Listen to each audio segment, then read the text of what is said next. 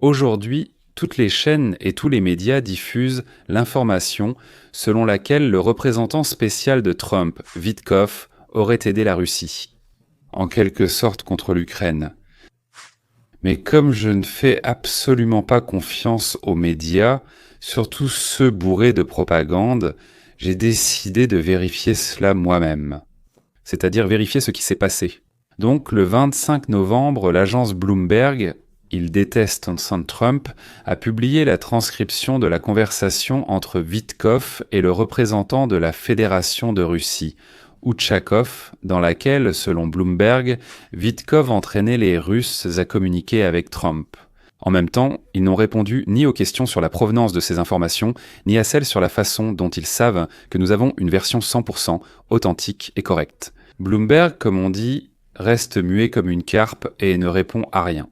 Alors, d'après ce que Bloomberg nous a présenté, qu'est-ce que cela signifie ? Voici ce qu'a dit Steve Witkoff et comment cette conversation de 5 minutes s'est déroulée. Outchakov. Donc vous pensez que si Poutine contacte Trump, cela sera utile ? Witkoff, je pense que oui. Je conseillerais à Poutine de commencer par féliciter Trump à propos du gaz et de dire que la Russie soutient cet accord. Et en outre, confirmer que Poutine considère Trump comme quelqu'un qui veut apporter la paix et non la guerre. Eh bien, rappelons-nous que Trump a également parlé de cette conversation, que, comme nous le comprenons maintenant, Steve Witkoff a soutenu. Voici le récit de Trump sur la conversation du 16 octobre. Il a fait l'enregistrement suivant sur Truth Social. Le président Poutine m'a félicité, ainsi que les États-Unis, pour la belle résolution du conflit au Moyen-Orient. Donc Sharapova elle-même. Sharapova a ensuite déclaré aux journalistes que Vladimir Vladimirovitch avait commencé la conversation en félicitant Trump pour ses succès au Moyen-Orient et en disant que cela aiderait à stabiliser la situation à Gaza. Au cours de la conversation, Witkoff a dit à Sharapov qu'il respectait personnellement le président Poutine. Autrement dit, Witkoff a dit à Sharapov que lui, Witkoff, Steve, respecte le président Poutine. Et qu'il a dit à Trump que Poutine a toujours cherché une solution pacifique au conflit avec l'Ukraine. Ensuite, Witkoff a ajouté qu'il comprend qu'un accord de paix doit inclure la cession du territoire du Donbass à la Russie, mais peut-être aussi la cession de certains territoires de l'Ukraine. Donc, à l'Ukraine, pris à la Russie. Donc, encore une fois, nous ne savons pas d'où ils tiennent cela, nous ne savons pas. Ont-ils pu vérifier l'authenticité ou non ? Ils gardent le silence à ce sujet, mais nous, pour ainsi dire, réagissons à ce qui est apparemment connu et à ce que crient les médias. Réfléchissons ensemble. Dire aux représentants de la Russie que Witkoff respecte leurs dirigeants, c'est tout à fait approprié d'ailleurs. En fait, de mon point de vue, c'est indispensable pour les négociations. Donc personnellement, moi je n'ai pas participé à ce niveau-là, mais j'ai participé à un autre niveau. Et j'ai toujours dit donc à ceux avec qui j'entrais dans des négociations que vous êtes des gars formidables. On ne peut pas le dire ainsi, mais l'essentiel, intelligent, beau et gentil. Et je crois que nous allons tout résoudre à notre avantage mutuel et pour notre joie commune. Et comment dire autrement ? Vous êtes des boucs sans cornes ? Ou alors, faut-il vous critiquer discrètement dans votre dos en disant que la potence vous attend ? Oui, peut-être que c'est vrai que la potence vous attend, mais c'est très stupide de faire ça avant les négociations. Ensuite, Witkoff, j'ai dit à Donald que Vladimir Poutine a toujours voulu cela. Sekmirov, et pourquoi est-ce mauvais ? Bien sûr, je dis à tout le monde qu'ils sont doux et tendres, vous êtes les plus doux et les plus tendres. Encore une fois, ne pas le faire, c'est stupide. Bon, bien sûr, dans mes propos, disons que j'exagère un peu, oui. Mais il faut toujours donner l'impression à la personne, aux gens avec qui tu négocies, que tu les apprécies personnellement. Il y a un désaccord entre vous que vous résoudrez. Et ce sont de super gars, et dès qu'on sortira d'ici, on sera tout de suite amis. Donc, qu'a réellement dit Witkoff à Trump d'ailleurs? Nous n'en avons pas la moindre idée. Et surtout, nous ne le saurons jamais, jamais. Même s'il nous racontait tous les deux quelque chose, je n'y croirais pas à 100%. Oui, bon, tant pis pour lui. Ça veut dire qu'il ne l'a pas encore oublié. Au fait, pour finir, je vais vous raconter une histoire absolument incroyable sur une décision de justice en Géorgie concernant Trump. Vous allez adorer ça. Donc passons à la partie la plus terrible. Steve Witkoff a suggéré à Uchaku de commencer par faire l'éloge de Trump. Honnêtement, je ne sais même pas comment réagir à cela. C'est-à-dire, il a dit « Quand vous parlerez à mon patron, vous le complimenterez ». Ensuite, il est allé voir Trump et a dit « Sharon's i ». Donc, j'ai dit ici que Poutine, quand il t'appellera, il a débuté par des compliments. Ou peut-être pas, alors quoi? Quel est le problème? Personnellement, je ne comprends vraiment pas. Qu'est-ce qu'il dit à Ushakov à propos de Poutine? Mon patron aime qu'on le complimente. Personne d'autre au monde n'aime ça, mais mon patron, lui, il aime. C'est pourquoi je vous révèle un terrible secret de l'administration américaine de Trump 47. Il aime qu'on le complimente. Voici, le chemin vers le cœur de Trump passe par la flatterie. Mesdames et messieurs, je dois avouer que le chemin vers mon cœur passe aussi par la flatterie. Après avoir parlé avec Ushakova, Witkoff a rencontré et a travaillé pendant 3 jours sur le document avec Nations Unies, le document, le traité entre l'Ukraine et la Russie. Une autre proposition, oui. Avec Kirill Dmitriev, le 29 octobre, Dmitriev et ce fameux Ushakov ont parlé au téléphone et ont discuté. Donc encore une fois, tout cela est publié sur Internet sans aucune preuve de la façon dont cela a été obtenu. Et on ne sait pas si c'est vrai ou faux quand.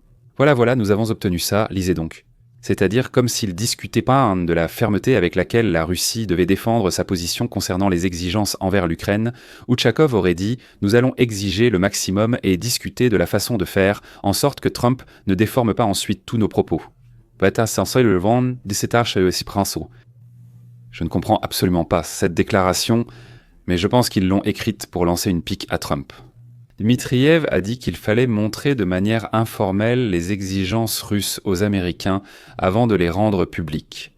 Et qu'est-ce que cela signifie? Que ces exigences pourraient servir de base pour les négociations. Soyez sûr que Ushakov et Dmitriev savaient parfaitement qu'ils étaient enregistrés. Ce ne sont pas des enfants. Voici Yuri Ushakov, en réponse à la demande de Bloomberg, a déclaré que tout ce qui a été publié, c'est comme il l'a dit, c'est en partie une invention de l'adversaire concernant la trêve. Donc, il y a une part de vérité et une part de mensonge. Quelqu'un écoute, quelqu'un transmet, peut-être des morceaux édités, quelqu'un agit dans son propre intérêt, mais ce n'est pas notre renseignement, a-t-il dit. Il comprend que son service de renseignement américain écrit, et que tous les autres, y compris l'Ukrainien, essaient aussi d'enregistrer. Donc, peut-être que c'est passé par les Russes ou les Américains. Qui sait, la presse américaine a commencé à écrire, à publier des articles accablants sous le titre général « Le nouveau plan ukrainien est l'œuvre de 2 amateurs, Kirill Dmitriev et Steve Witkoff ».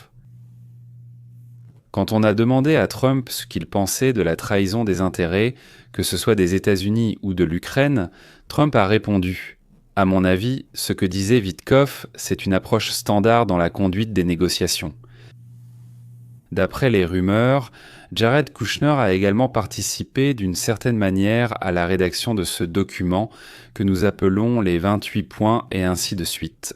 Et lui aussi, bien sûr, est totalement non professionnel dans les négociations, même s'il a mené à des accords de paix entre Israël et 5 pays musulmans. De nombreux accords en Afrique, au Moyen-Orient et en Europe. Sinon, c'est aussi un amateur, pas du tout un professionnel, en aucun cas. Eh bien, cette fuite montre 3 preuves clés de la proximité entre l'équipe de Trump et le Kremlin. La conversation d'octobre, publiée par Bloomberg entre l'envoyé spécial de Trump, Steve Wajkov, et l'assistant du Kremlin, Yuri Utchakov, soulève désormais de sérieuses questions sur le rôle des États-Unis en tant que médiateur impartial dans la guerre en Ukraine.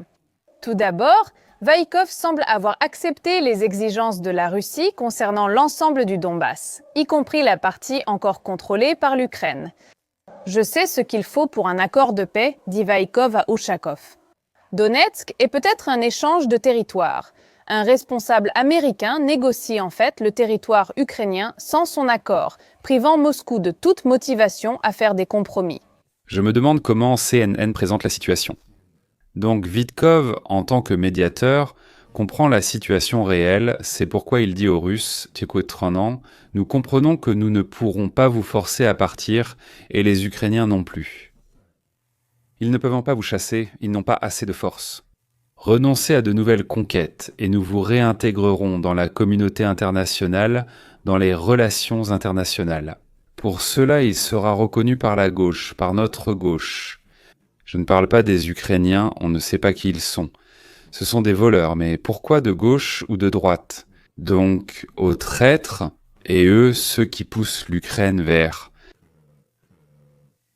Eh bien, vers la guerre jusqu'au dernier Ukrainien, ce sont des combattants pour la vérité, la justice et la stupidité. Deuxièmement, lors des négociations, qui pourraient se résumer à savoir qui convaincra le mieux Trump, Wajkov semble donner à la Russie des outils pour gagner. « Je passerai un coup de fil ?» conseille-t-il. Je répète que vous félicitez le président pour sa réussite en citant l'accord de cessez-le-feu à Gaza conclu récemment par Trump. Troisièmement, la Russie semble suivre le conseil de Wajkov selon lequel certaines fuites sont des faux. Puis, Poutine a appelé Trump, comme l'avait conseillé Wajkov. Et cela s'est produit seulement un jour avant que Zelensky rencontre Trump à la Maison-Blanche. Une rencontre qui s'est terminée par la pression des États-Unis sur l'Ukraine pour qu'elle accepte des concessions territoriales.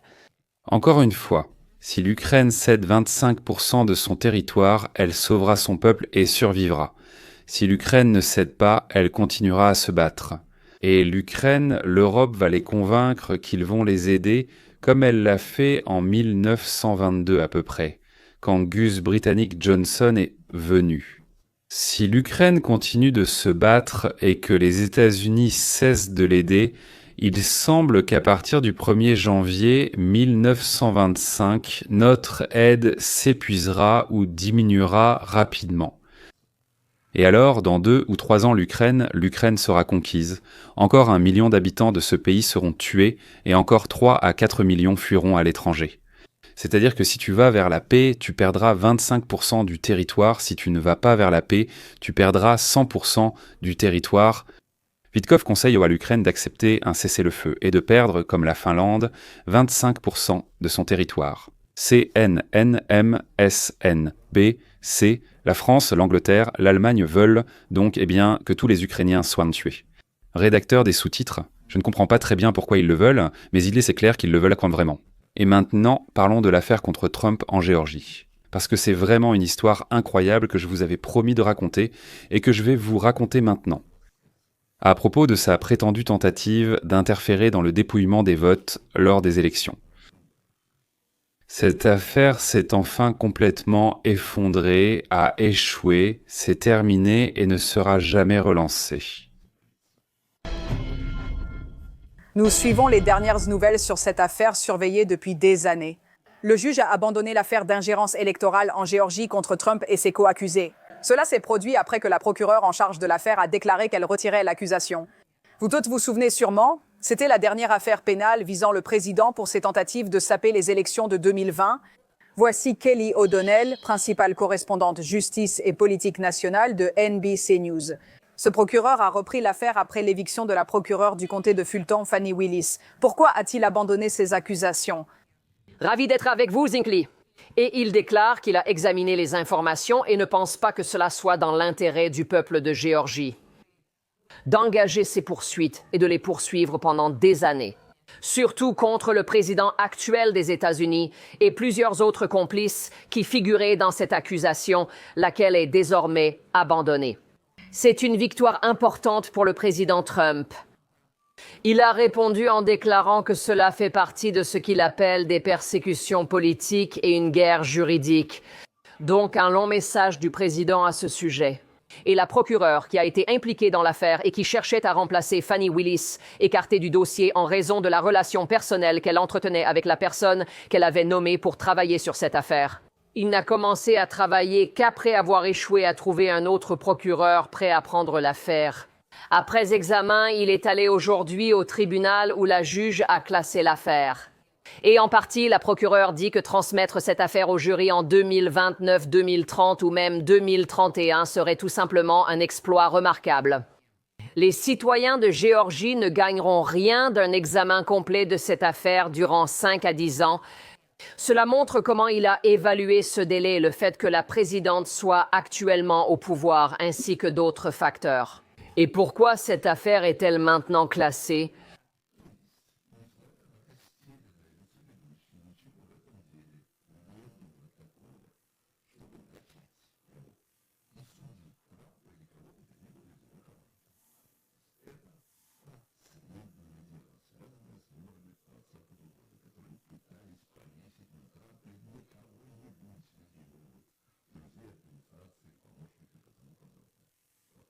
Tout s'est effondré, absolument toutes les affaires contre Trump se sont effondrées, toutes ont été annulées. La voie vers les règlements de compte, comment les démocrates sont intervenus dans les élections. Ouvertement. Comme je vous l'ai raconté, déjà en 2016 et en 2020, ces 2 années resteront dans la mémoire du Parti démocrate comme les années de leur honte cauchemardesque. C'est tout. À la prochaine.